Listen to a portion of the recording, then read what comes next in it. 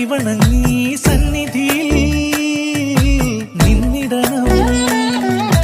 ഭരതനെ ലക്ഷ്മണനെ തൊഴുതു വന്നങ്ങകലെ പായമ്മൽ കാവിലും പോന്നിടണേ.